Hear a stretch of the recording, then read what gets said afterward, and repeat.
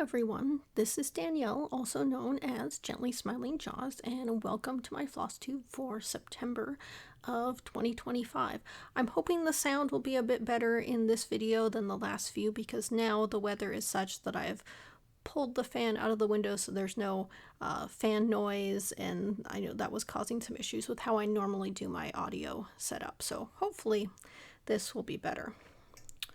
So, to start off this video, I will go over the tea that I'm drinking. I have it in a clear mug today, and the reason that I'm doing that is because it's a chaud pu'er, a ripe pu'er, and I wanted to show off exactly how dark in color this tea is. And this is from White 2 Tea. It's Grandpa's, and this is one that was in a kind of a single serving ball format.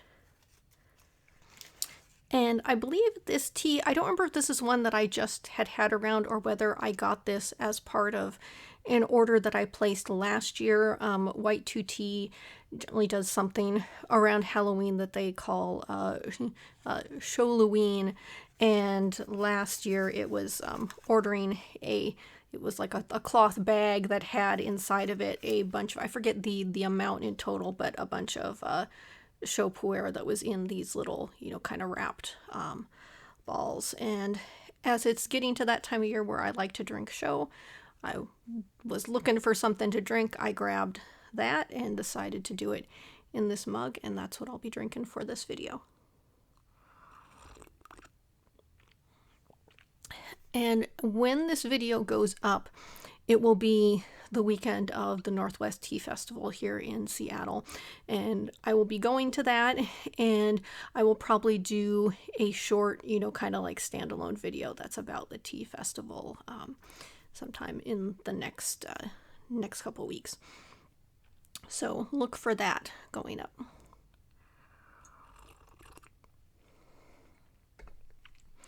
So, for the cross-stitching portion of this, I don't have very many whips to show, but I do have a big finish. I pushed through, and as I had mentioned in my last video, one of my plans was to try to finish Put a Bird on It, and I did manage to do that.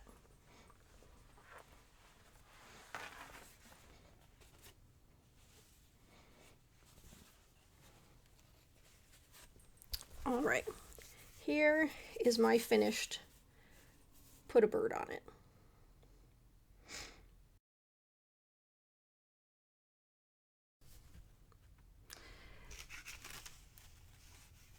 This is Put a Bird on It by Modern Folk Embroidery.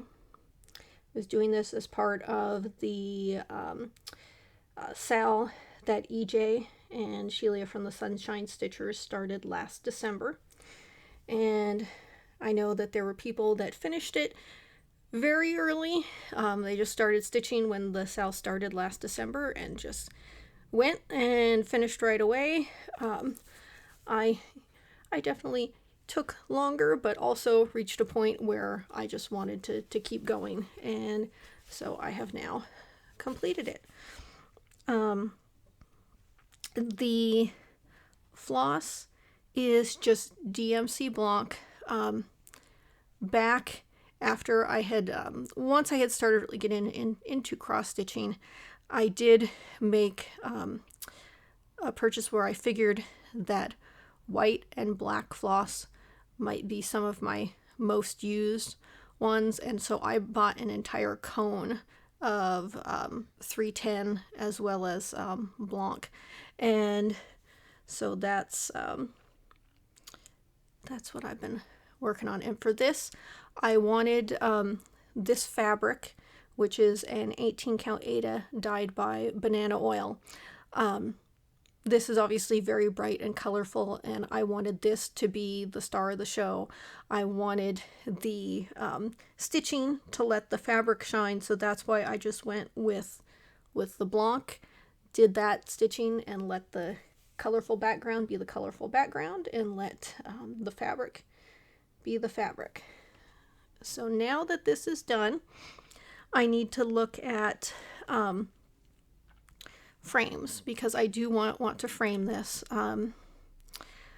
you know, at some point I will probably get things, you know, professionally framed, but right now I don't have a relationship with a professional framer in my area yet, and there isn't anything where I'm ready to spend the money on professional framing. There was years ago, there was a professional framer that I went to for some gig poster art that I have, and so I got those frames. And professional framing can be very spendy, but unfortunately that framer that I used, that I was very happy with, you know, closed up their business a number of years ago. And I know there are other framers around, but I haven't reached the point yet where I'm like, okay, this is the piece where I want to fork over the money and have it all, you know, professionally done. I will reach that one day, but I'm not there yet. So I am shopping around for frames so that I can frame stuff myself. And at first I thought, because I was looking at the colors in the fabric, the first thing I had thought of was that, you know, maybe I would go with like a bright lime green for the frame, because there is, you know, some of that colors in here. But now I'm thinking I want to go more with like a light blue turquoise color. We've got that pop of color right there, and I'm thinking now that that's the color that I want to go with for the frame. So I've been looking around. I have a couple ideas. I just haven't been ready to you know, go ahead with the purchase yet. And I'm still also looking to kind of really firm up what I want to do for the Reflections of Paris that I want to frame as well. And so once I figure out exactly what I'm going to do for those, I will order my frames and do that. And the other thing with this is that I think I want to have the frame give some, I don't want to do it like right up to the edge of the stitching. I want to have a little bit of room, because there's some interesting, you know, color that goes on beyond the edge of the stitching, and so I'd like to show a little more of the fabric. And I think there's still enough here that I can, you know, lace it and everything and have it be fine. So that will be, that's on my list of things to do in the near future. I just to figure out exactly what I want, and then, you know, budget for those costs. But that, I am very happy with how this turned out. I will bring this a little closer so that you can see some of this closer up.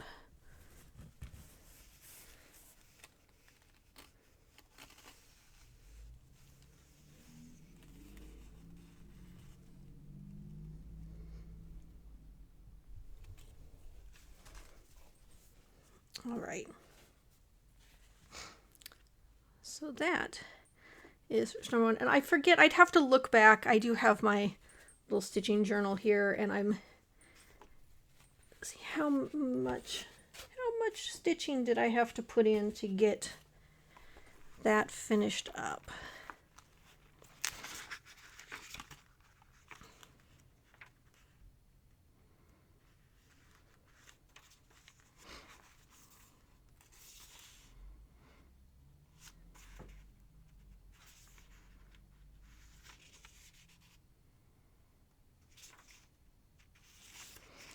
Let's see here. So I think maybe I had around I don't know, maybe I had in the vicinity of like 2,000 stitches or so to put in. Let's see. It's about 1,000. Yeah. Maybe it was a little under. Maybe it was more like 1,500 or so by the time I got to it. But either way, that was my main focus on when I was doing my stitching this month, because I haven't done a ton of stitching this month. I have other things to show, but that is I feel like I have accomplished something there.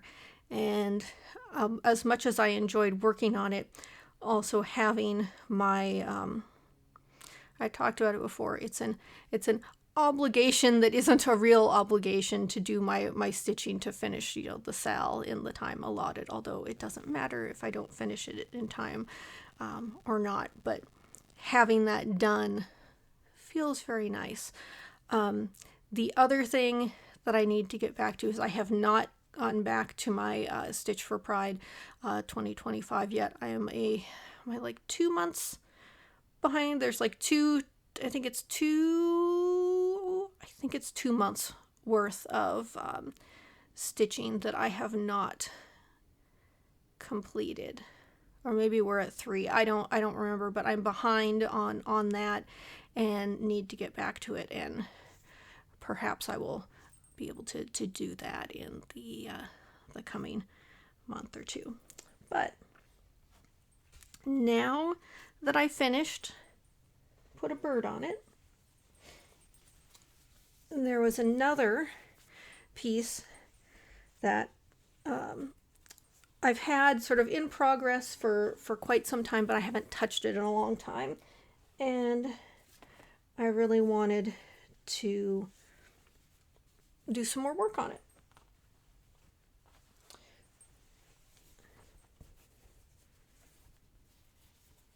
So I pulled out Dragons of Sumatra by Ink Circles. Let me get this attached to the board. The fabric is very wrinkly on this one.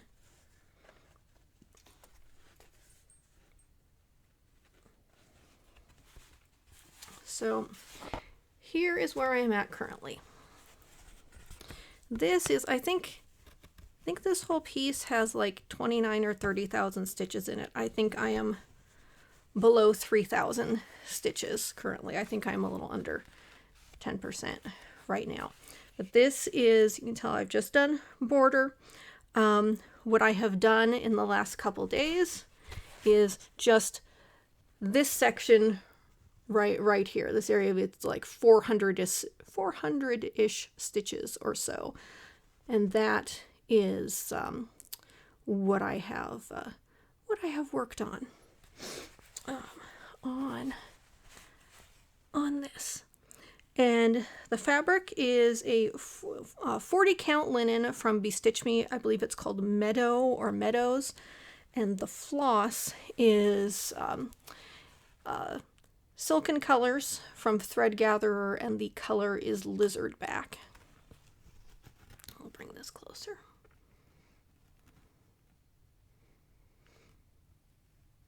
And I think in an earlier video quite some time ago, I had mentioned that when I had ordered this fabric, I was placing, you know, sort of a large fabric order from Bestitch Me, picking things out. This fabric was sort of a last minute choice, just before I was checking out. I was looking through stuff again, and I said, because I think this order I was ordering all ready to ship fabrics. It was, I think I've only done one Bestitch Me order where I was actually having stuff dyed to order. But this was one where I was looking through available fabrics, you know, making final choices. I saw this, and it was just a sort of, I'll throw that in. I didn't have anything in mind. And when I got the fabrics and was looking through and deciding what I was going to do, this was actually the one that I started using first. I grabbed this, and I grabbed the floss, and I had started in on Dragons of Sumatra.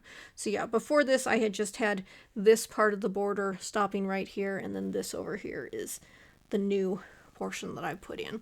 So this is one where I think I want to keep it handy, and I want to keep working on it and making some steady progress, because this one's been sitting around for a while, and you know, even if I don't finish it anytime soon, I would like to see a good chunk of progress made on it.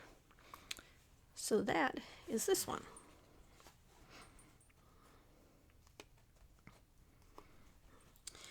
And next is a whip where I have not done any work on it recently, but I pulled it out because today, the day that I am filming this, is Earth, Wind, and Fire Day. And I was trying to decide, you know, because in the past I haven't done any stitching, you know, specifically for Earth, Wind, and Fire Day.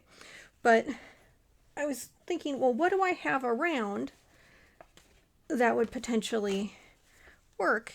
And I realized that I do have this Mellow the Phoenix from Marumi Designs that hasn't got attention in a while, and that would be perfect because a phoenix is associated with fire. So that makes it perfect. So this is being stitched on a 36 count piece of linen from Banana Oil. And the phoenix itself is being stitched in Cottage Garden Threads Gilt. And I think I jotted down. I'm currently just under 23% done. There's a bit over 5,000 stitches to go to finish this piece. So I think that later on today, I will sit down and get some more progress in on this, and then I can actually participate in this day. And the other thing I'll mention, and maybe I will link it down below, is that I am blanking on his name, but a fellow who is a writer, and I think he has done some acting. I first came across him years ago when I listened to I never finished the Gilmore Guys podcast, but one of the hosts on that, there are these two friends who were watching the Gilmore Girls, and then we're doing a podcast about it. And one of the two hosts, for a number of years, he did a video that was released on September 21st each year, and the videos became more and more complex over the years, and they were fundraisers for things, and all of course set to September by Earth, Wind, and Fire.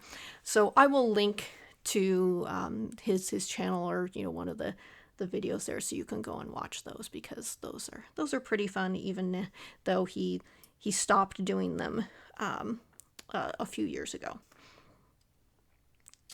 All right, I think I skip ahead in my notes because I forgot to add this into my notes sooner.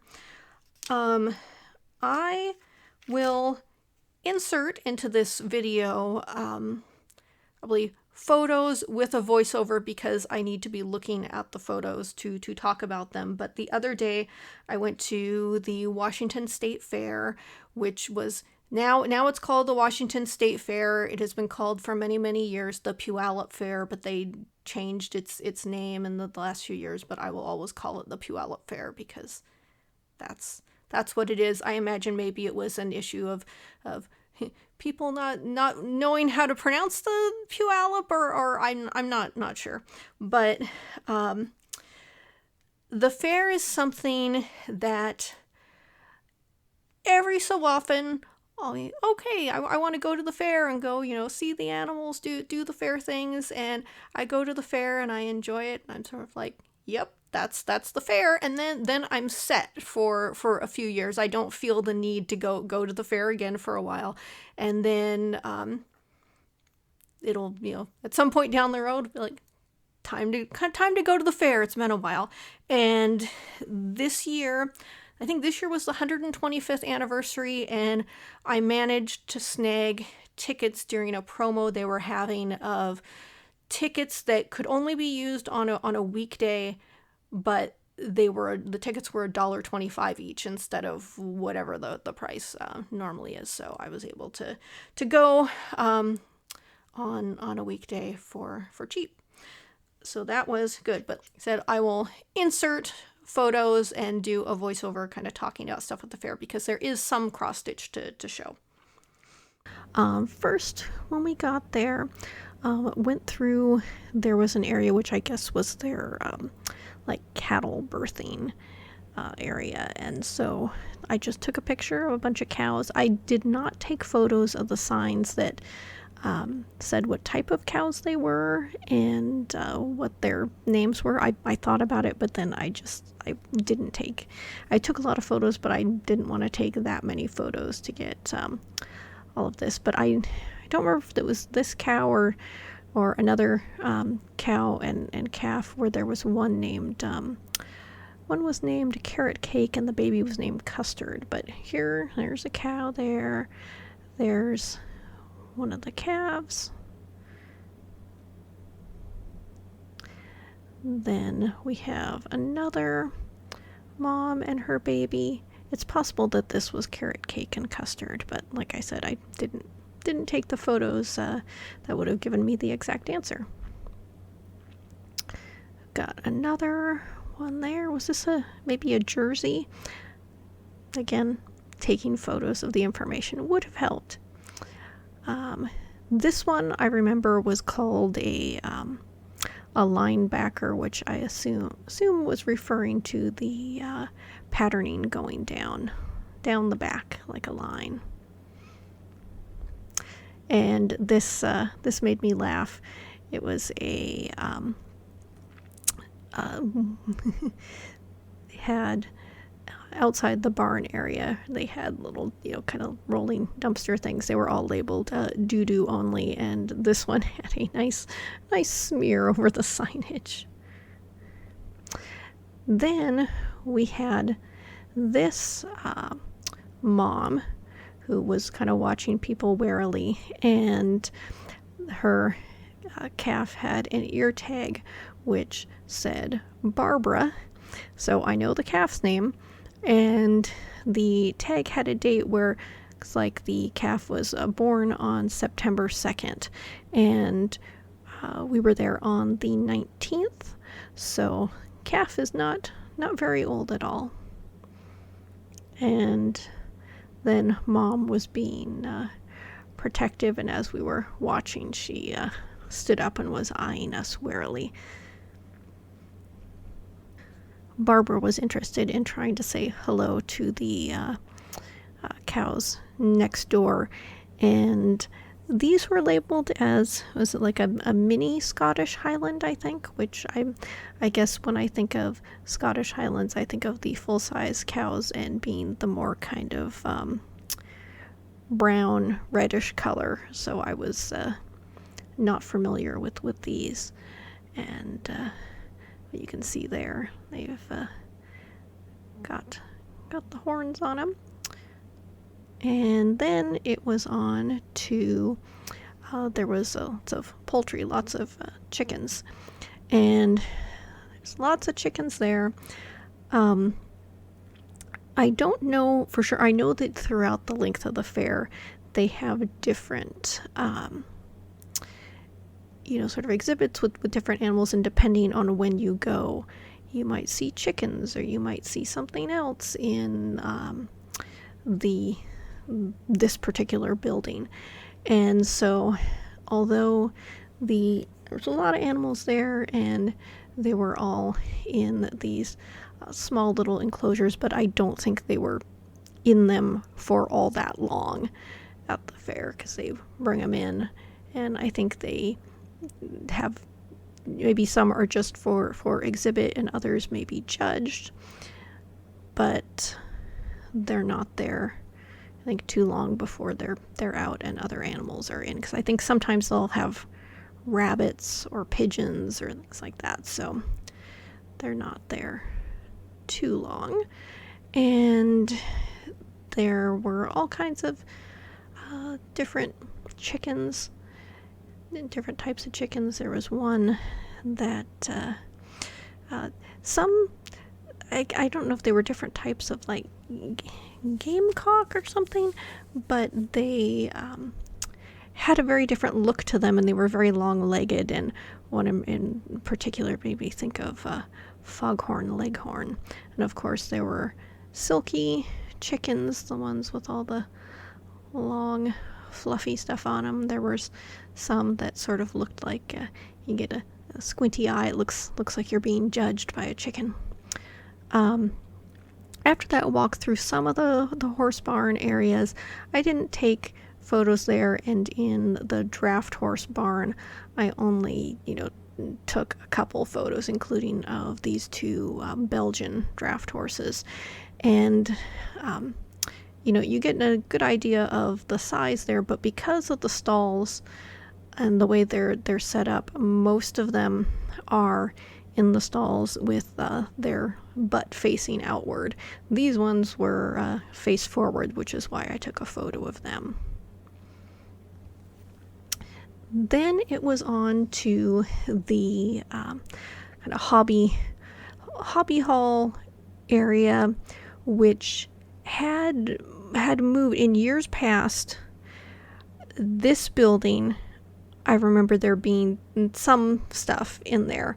I don't know if they called it like home arts or something like that, but then the hobby hall where they had lots of collections was in a different building. But I think it's been a number of years since I've been there, and so I think they changed things around in the meantime, and so everything was consolidated into this one space. So there was lots of quilts hanging from the ceiling. I didn't take many photos that included them, but I in particular liked the purple and green one shown here. Then there was also, this was kind of interesting, some other quilt things. I like the bird on this one here. And I'm going to apologize for any of the photos that were in cases, because you get the reflections off the glass and it's kind of hard to deal with. But there was different types of cross stitch and embroidery and needlepoint. And so I just took photos of a few things. It's certainly not everything, but so there was this one here. There was this one here, and I wish none of these list like a pattern, and I'm not as they have the name of the people, which is in some of the photos I got, but no pattern name to go with it. I liked this one because I think always in a state fair also you figure that it's probably overwhelmingly white folks that may be entering in these things. So I was happy to see this piece. This here, different, and some of these I recognize the pattern as something that I've probably seen previously, but I don't know the name of it off the top of my head. But a sampler, a full coverage piece. The one above the kind of Lord of the Rings Hobbit themed one, I feel like maybe that's a kit or something. I recall I've seen the pattern before. The one below, I don't know off the top of my head where it's from. It sort of made me think of a chatelaine, but I don't know that that's the case. I know there was another piece in here that was chatelaine. This here, there's one. I know that I've seen this pattern before, but again, I can't remember it off the top of my head. The designer is, but it's a big one with dragons on it. You've got a couple things here. There's one with thought it was interesting with the cat right there. There's also the piece with the smaller piece with the fox that I thought was kind of cute as well. And then it's hard to see in the photo, but there's a 310. I think that's the Witchy Stitcher the 310 piece, and I thought that was interesting with the black on black, and then in the frame went well with it. Okay, here is the chatelaine, and this is one where I looked at it and I'm like, that has to be a chatelaine. I'm not super up to speed on all the various chatelaine pieces that are out there, but I'm like, I'm sure that this is one, and I did take a look on the website later and confirmed that it is indeed a chatelaine. But I thought it was a very nice framing job as well, with the mat that was had the additional artwork on it. I just thought that looked nice. I took again photos here with reflection. There was just some woven items. There was a lot of green in this case, and so I thought that was interesting, so I snapped a couple photos there.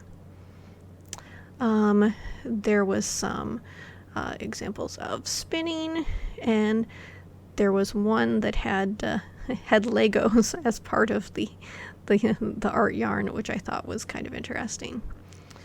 And just some more skeins of yarn that had been spun. And after that, went on to where they had a lot of the floral stuff. I guess this was their dahlia competition day, so there was lots of dahlias to look at. And I certainly don't know all the ins and outs of dahlias, but it was nice to look at all of the beautiful flowers. There were interesting ones that had some with like wavy petals, ones that were very kind of round and very geometric looking, and of course all beautiful colors and lots of ribbons. There was one with some with an interesting kind of frilly inner portion of the flower. This one's with speckles, and just lots of beautiful flowers. Interesting to see. And then kind of last photo here was in a building where they had kind of the agriculture stuff, where there was kind of large pumpkins, large squashes, various things. And these exhibits I think are done by the various like granges they do. I guess it's an agricultural display. This is the only one I took a photo of just because I thought it was interesting to have an owl there, and of course made out of all kinds of produce and such. But that was my trip to the Puyallup Fair this year. Moving on to knitting and crocheting. So, for knitting, I continued to make progress on socks, and I finished one of my pair of the Rook Socks design by Tanis Fiber Arts. And this yarn, it's very stretchy here.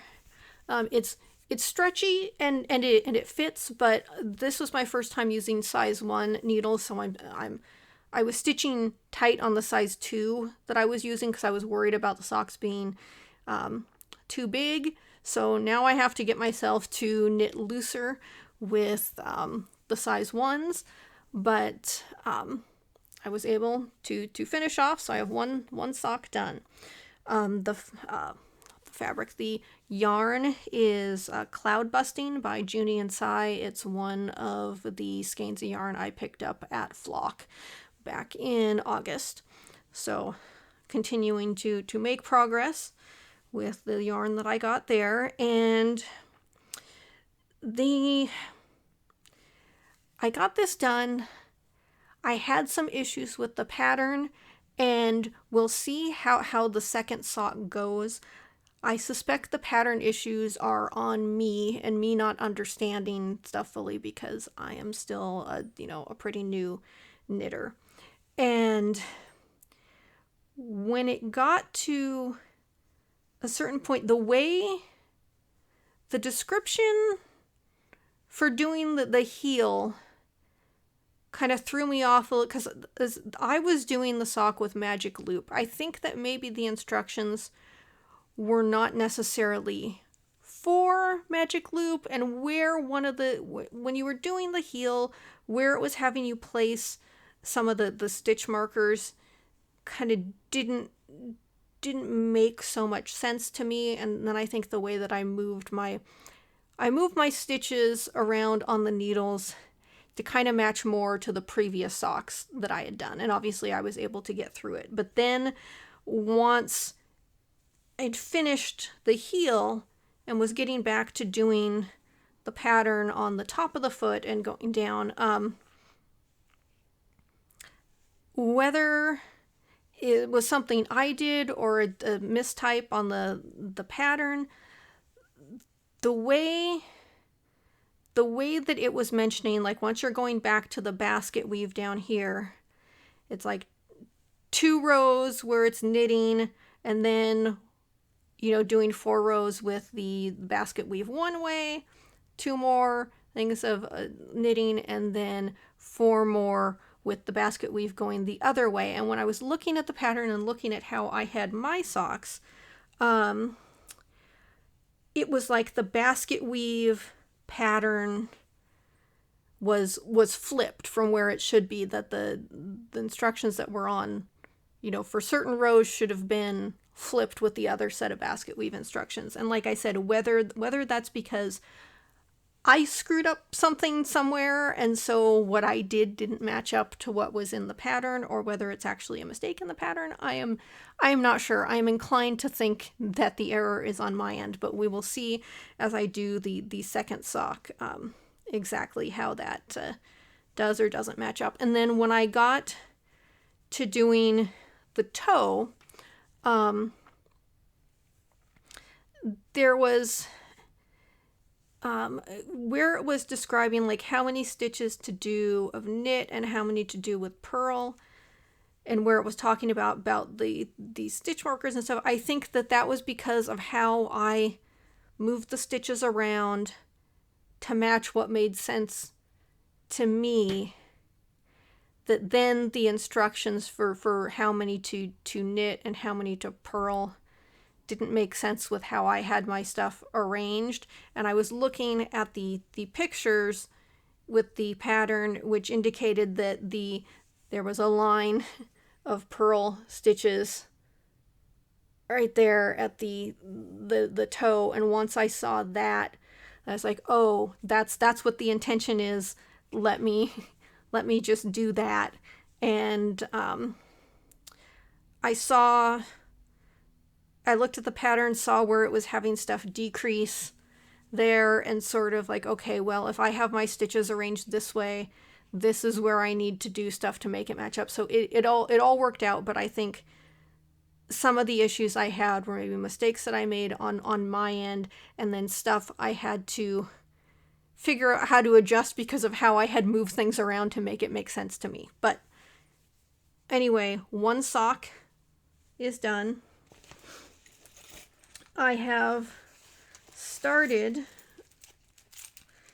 sock number 2, and I've actually started sock number 2 a couple times. The first time I started in, I was talking on the phone with somebody, and I had cast on and was trying to do stuff, and then I ended up dropping one of the first, stitches that I had cast on off the needle. I'm just like, okay, I need to be a little more focused on this.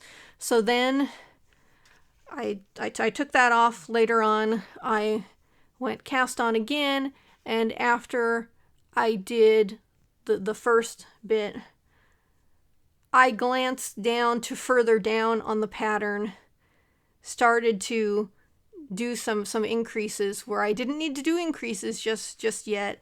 And then I saw my mistake, and I'm like, yeah, it'll be fine. I did a few more rows and was like, no, this is not fine, and I'm still early enough. I just need to rip everything off and do it right. So this is number 3. I'm almost done with the cuff, and then on to the rest of the pattern. And so I am enjoying I think that this yarn is working well with the textured, fabric that it's making here. But I think what I want to do after I finish this pair of socks, and maybe before I finish this pair of socks, is go back and do start another pair with that previous pattern that I had used, the I'm So Basic sock pattern, because that is a very basic pattern. And what I appreciated with that was, there's some areas where you're paying more attention, like with the heel and stuff, but once you do the cuff, that main part of the leg, and then after you're past the heel, the main part of the foot, that's just your basic mindless stitching. And I appreciated that, where I could just have my hands busy with something while I was just watching some video or talking on the phone, and it kept my hands busy without having to have my brain do much work. So I said I have a number of other sock yarns that I want to use, and although I would at some point like to do some more, interesting, adventurous, fancier socks. I like the basic simplicity socks, and so I may do some other ones where it is that basic pattern, but maybe I'm just making the choice to do different colors in areas like the cuff, the heel, and the toe, like the ones that I first made, which I'm not going to show you right now because I actually have them on my feet at the moment. But yeah, I would like to, I will definitely be doing more socks. But yes, so I made progress with my knitting there. And then the bulk of what a lot of my other fiber work was working more on that Jethro cardigan, also from Tana's Fiber Arts. And I'm sure I will be inserting photos here because there's kind of a whole saga with where I am at right now. And the part that I have done is the crochet portion. I have finished up the crochet portion of the program, other than weaving in some ends. And the next part of it is the knitting portion. And as I mentioned, I am certainly less skilled with knitting. I'm much more confident is maybe the word, because I don't know necessarily how skilled I am on the crochet end of things, but I'm definitely more confident with crochet. And since I have gotten to the end of the crochet portion of things, I've been putting off starting the knitting. But yes, there's a saga about where I am with this.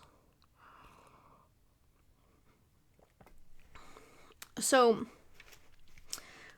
the pattern has a number of sizes. This is my first real, other than socks, this is my first kind of garment with a size to it.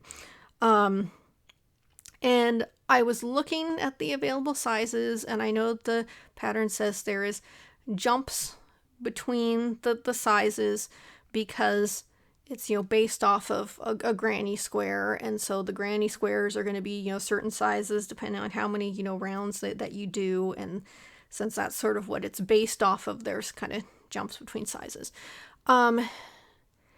Whether I was looking at because I thought I had done measurements and figured out what size I wanted, whether I was misremembering the size that I wanted to go with, or after I got down the road and was actually laying out, the squares, at some point I figured out that the size that I had been looking at and making my squares for was not the size I actually wanted to use. I think the size that I was going with had me make 65 squares with 4 rounds of crochet on each. So as I laid them out, like I said, I will stick in photos because I was taking photos along the way.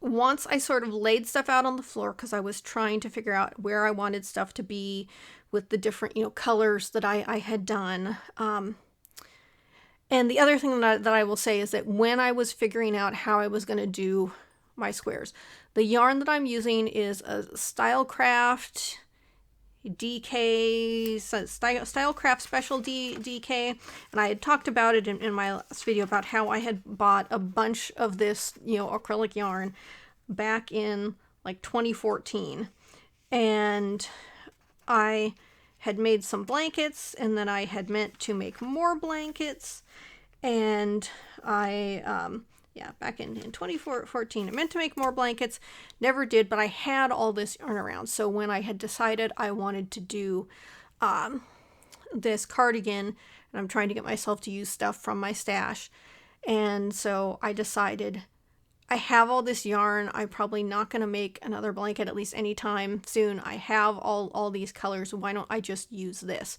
So I went through and I picked out kind of the colors that I wanted. I sort of had things kind of gradient-ish, and I figured I was going to do some squares that were sort of like a little bit of a color gradient, and then maybe I'd mix it up. And so I made some of the ones that were sort of gradient ones. Then I started to grab some of the colors and use them together in a square. The first one I made, I hated it, and I'm like, I'm not going to do that. I'm just going to make all of the squares. I'm going to do a certain number of each of the ones, kind of using the various kind of color groups together. And so that's what I did. And so here's part of the stuff here. So I've got purples and like kind of yellow, orange, blue, green, pink. Some of the ones there have like there's light yellow for my lightest color in there. I've got some of these have cream. I've got ends I have to put in. I've got white, and then there's cream. Pink ones, I didn't have enough kind of shades of pink I wanted to use, so I have a darker and a lighter, and I have cream and white in those. But anyway, so the squares I was doing, I made 65 squares with 4 rounds of color. I laid everything out, keeping in mind that because I was still everything was gonna be, kind of wider, longer, because I needed to join these squares together. And I will link to the video that is not the designer's YouTube video, but it's the video that they suggested watching to learn the method of joining all these squares. And I found it really helpful. I am somebody who has never made a granny square blanket because the thought of joining the squares was just like, I'm not going to do it. But this method was, I could do it. I was happy about it, and once I did it, it went pretty quickly. So I will include that. But after I laid out all these squares, I looked, was like, okay, I know this is going to be bigger than it currently is because I have to join everything. And I know that the pattern says it has, kind of a lot of, positive ease in it, and it's going to be, kind of more oversized. But for what I want, this isn't going to work. So I looked back and saw, okay, what's the next size down? And that, instead of like 65 squares, I think the next size down was like only 35 squares, but with 5 rounds on each square instead of 4. So I thought I had all my squares done. It was where I needed to be. And then I realized I've done a lot more than the other size that I think I really want calls for, but I'm not done because I have to put another round on all these squares. So I was not not fully happy about stuff. So I took all my squares, I put another round on all of them, and so this sort of lavender went around everything. And because I had all these all these colors, but because I was trying to keep everything in sort of like color groups, and I had planned to use for the main color to kind of tie everything together was going to be this darker purple. But when I realized I was going to need another round, I didn't think I had enough of this darker color to do multiple rounds and join everything in this color. And so that's when I decided, okay, I'll use this lavender on everything, and then I'll join it together with this. And because I have so many squares, I'm going to make it longer than the pattern calls for. So what I have here, and I'm still trying to decide which is fully the inside and outside, because I was planning on doing one thing, and then I think as I was joining stuff, I got confused, and so I was messier on some areas than I had intended. So I still haven't fully decided which is inside and outside, but I did the 2 panels here for the front, and I did the back, joined everything, so I had 3 panels, and kind of, stitched stuff together. So I still need to weave in ends, but the crochet portion is done. I think the next part of the pattern calls for sewing the ribbing on the bottom edge, and I haven't done that yet. I have just I went through doing that additional round of crochet on every square and joining everything together in a pretty short span of time, just like in a couple days. I got it done. I spent a lot of time on it, and then I just sort of needed a break. I may flip this the other way. I have to look and decide. But so this, instead of, I think the pattern had called for only doing 4 squares long. And so because I had made so many squares and I didn't want them to go to waste, there are a number of squares that I am not using, but I am doing 2 additional rows of squares to make everything longer and have a longer cardigan. And the other thing, at first I thought maybe I would do buttons on it because the directions mention doing that. I'm thinking I won't. I think that once I've had this sort of on, and I'll have to figure out for sure before I get to the area where you would be doing buttonholes, but I'm sort of thinking I want to leave this an open cardigan, but we'll see. So picking up stitches and starting the knitting is next steps for this, but I just haven't been ready to tackle that because, like I said, that's going to be new to me and sort of outside my comfort zone a bit, and I just haven't been ready to tackle that just yet. And I think also because now this is a big piece that I'm working with, where I can't, unlike the socks where I could be sitting like at my computer and working on it, I need to be sitting elsewhere to do this, and it hasn't happened yet, but it will. I'm just not there just yet.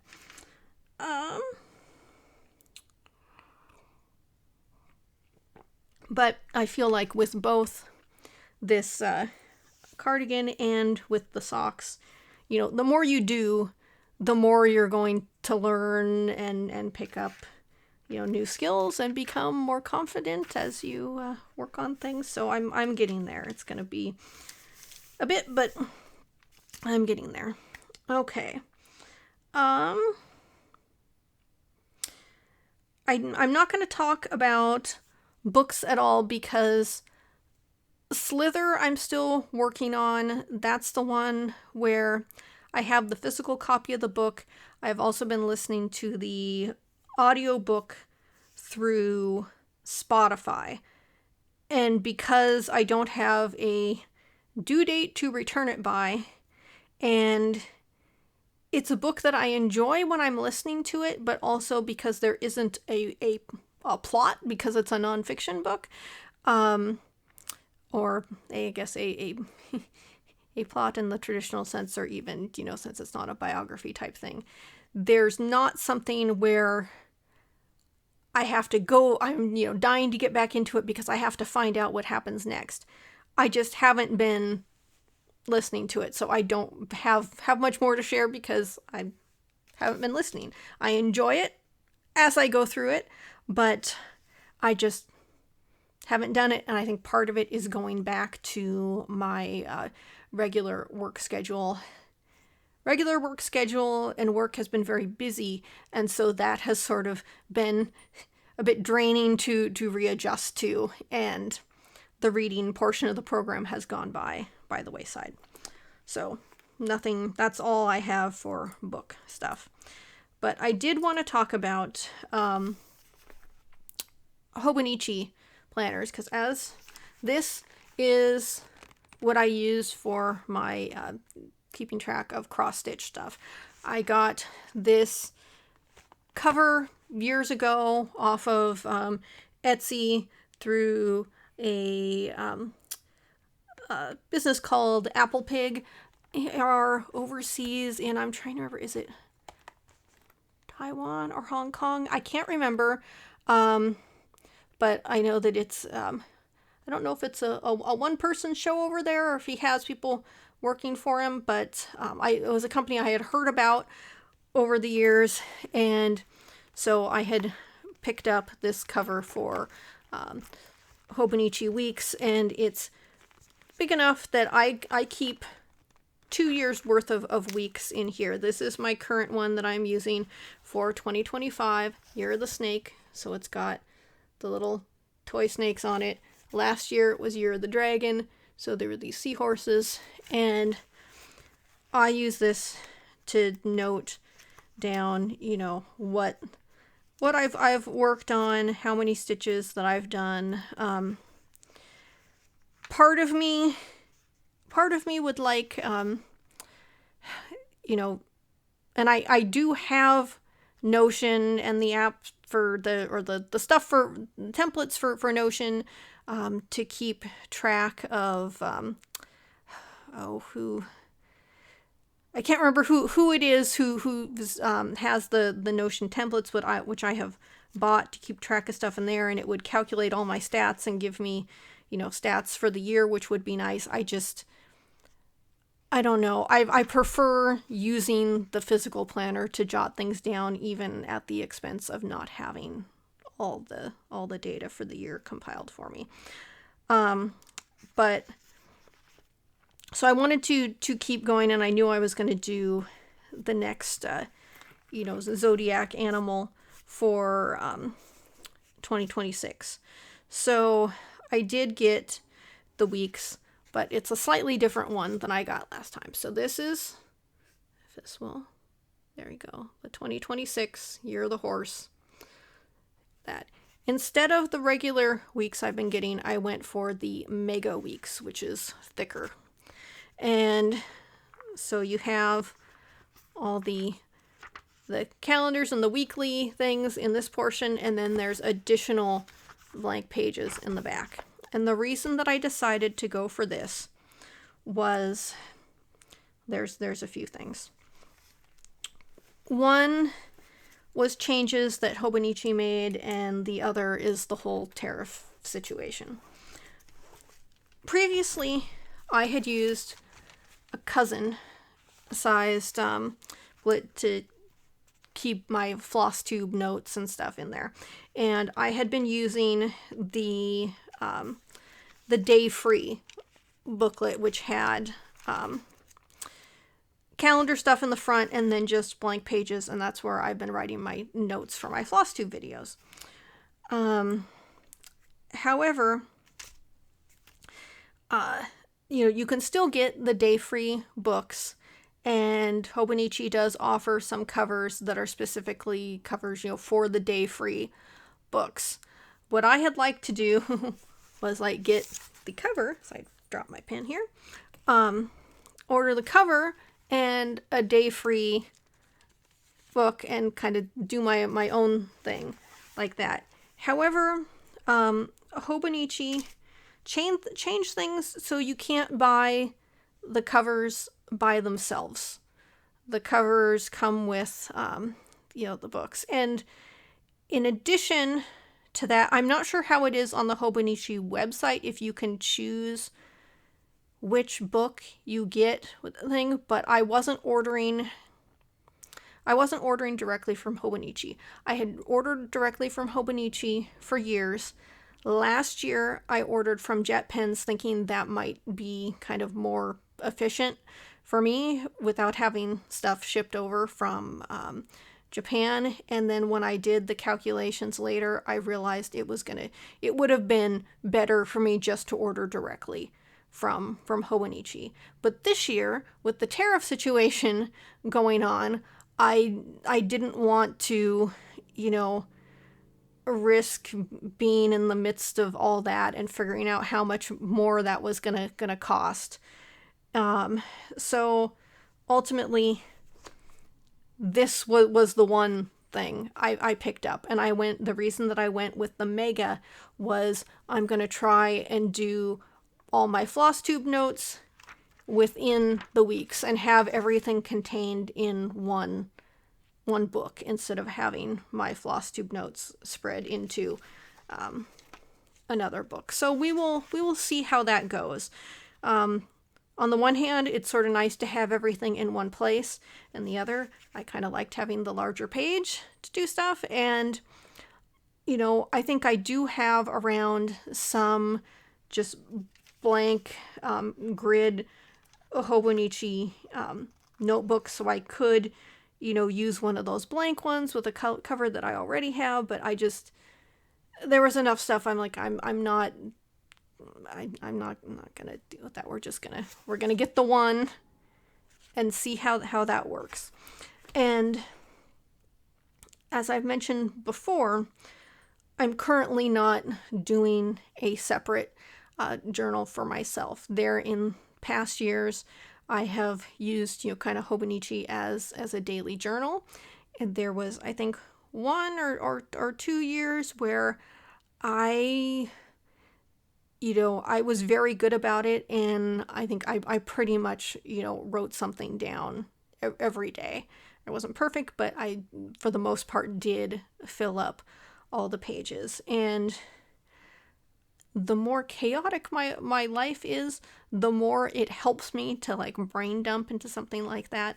But in recent years, I haven't felt the need to do that. So although there are covers and stuff that I like from Hobonichi, it doesn't make sense for me to be spending money on them if I'm not actually going to use them for something. So that's why I've got my one Hobonichi thing ordered for next year.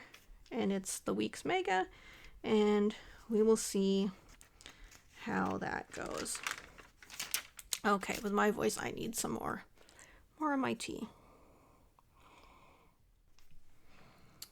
So to wrap things up for this video, I want to mention, like I always try and mention, that there will be information down in the description about getting eSIMs to donate for folks in Gaza. There are obviously other ways that you can help as well. This is the way I like to, highlight in my videos. And if you're paying attention to the news, you'll know how much, worse things are continuing to get. So if that's an area you have interest in, please look in the description for more information on that. The other thing that I want to mention, encompassing various things, is one of the reasons that I consciously do not say in my video, please subscribe to my channel, and like the video. And if you're on desktop and I said that, I think that if you use that magic S word, it makes the button, highlight with this rainbow or something to try to get you to click it. And I think that's because, well, in YouTube's views, the more people you have watching, the better it is for them, because the more, advertisements they can sell to the people that are advertising on YouTube. And for me, I have one of the few subscriptions things that I have is I do pay for YouTube so that I don't have the ads. And whether you're paying for YouTube or using an ad blocker or whatever, I don't care. I don't want to see ads on YouTube, and so I make sure I don't see them. But for YouTube, the more people you have watching, the better it is for you. I obviously have a small channel, and it's not growing by leaps and bounds, and I don't necessarily want it to grow by leaps and bounds, because I don't want more eyes just to have more eyes on things. I guess I would rather have my channel, small and very slowly growing, and have it be for a small, niche for the people who want to be there, and where my content is what they want to see. I don't want to make myself be palatable to the wide majority of people. I have my interests in things, and if you're interested in those things, then cool, you are welcome to be here. But yeah, I would rather have fewer people who align with what I'm offering here than just trying to get more people and more eyes. Because there's like a lot of things. There are the folks with wide-ranging appeal, and the certain types of projects or certain things are just going to appeal to more people, and that's fine. And I'm glad that those people are out there. And I haven't done a lot of looking lately for new Flosstubes to watch, and I should do that to kind of go every now and then and try and find other people that interest me and are the type of stuff that I want to watch, because everybody likes different types of projects, and certainly, like, if you like full coverage stuff, you're probably going to want to watch people who focus more on that. And if there's somebody else who's more interested in another type of project, and you're like, oh, I like that, I want to watch that. So there's different reasons to watch different people. And there's, I think, a lot of people out there that just it's not to my interest, and that's fine, just like I'm sure I'm not to a lot of people's interest either. But with, of course, recent events here in the US, I will say, obviously, and I think most people feel this way, that we don't want to see more violence in this country. I don't want to see somebody dying for, what they're talking about. Do I want that? No, I don't. I am also not going to expend the finite amount of energy that I have to mourn somebody who has views that sort of espouse, hatred for, people that I love and care about. So, I am not happy when violence happens, but I'm also not going to mourn it. And I will say social media has been very informative to me recently in seeing other people's responses, so that I can know which people I want to put my energy towards and which people I want to pull my energy back from, as far as, whether it's the cross-stitch community or other, communities that I watch. Because when somebody tells you who they are, you believe them. And that shows me people I want to pay more attention to, and people that I don't necessarily want to support anymore, whether that's through views or monetarily, putting money towards their products. And that's something, everybody is free to do. And if, you don't align with me, then by all means, please do not watch me. Go find somebody else that fits more in line with your values. And, that's fine. Like I said, I don't want people to die. That's not what I'm here for. But at the same time, I am going to put my energy towards people and spaces that align with what I believe in. So if me and my content works for you, then by all means, stay around, watch my videos, or feel free to leave and find somebody who's a better fit for you. And I guess the other thing that I would like to say is that if you're watching this and if you have any recommendations for floss tubes to watch that you think are something that I would enjoy based on what you're seeing from me here, feel free to leave them down in the comments and I will try and check those out as well. And I think I will do a little more, looking around and, seeing what I can find. I will say one of the channels that I have been watching recently is, I think his name is Colin. His channel, Stitchpocalypse. I've been enjoying his videos and seeing the types of projects that he works on, and has kind of interesting, things to say, and I've been enjoying that. And that's the thing, is that I think there's a lot of, different ways that people do their own floss tubes that are unique to them, and I like having sort of among the things that I enjoy, I like seeing a variety of things. I'll say I don't necessarily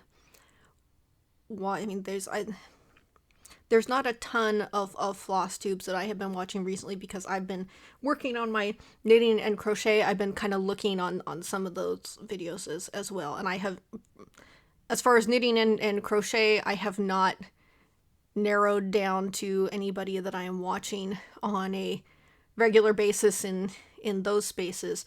We'll say from the floss tubes that I do watch, probably the floss tube that I watch the most is the Sunshine Stitchers, because they almost always have a video every week.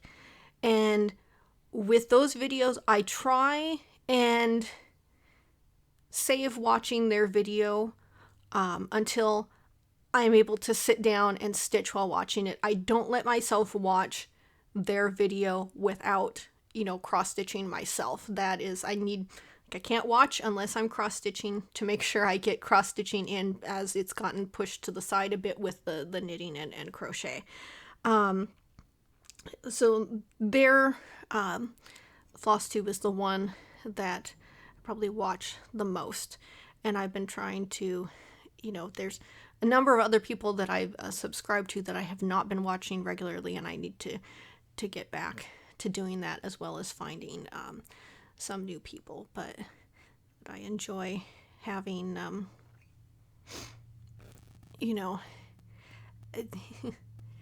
having a variety of people that I watch that are stitching things that I enjoy. And I think that's it. So look for a tea festival video from me in the next couple weeks as I figure out when I'm gonna film and get that edited. It will probably, just be in general talking about the tea festival, maybe some vendors. When I go to the tea festival, I'm generally not like taking pictures or filming video, so it's probably going to be me just talking about it and then kind of showing what I picked up at the festival.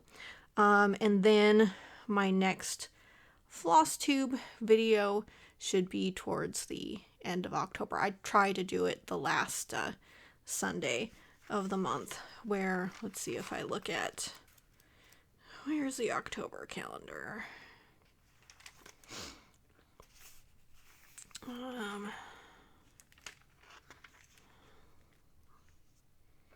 It will probably be posted on Sunday, the 6th of October, and we've got Halloween is on a Friday this year. So, alright, so look for those videos in the coming weeks. Thank you for being here. Thank you for watching, and I will see you in the next video. Bye.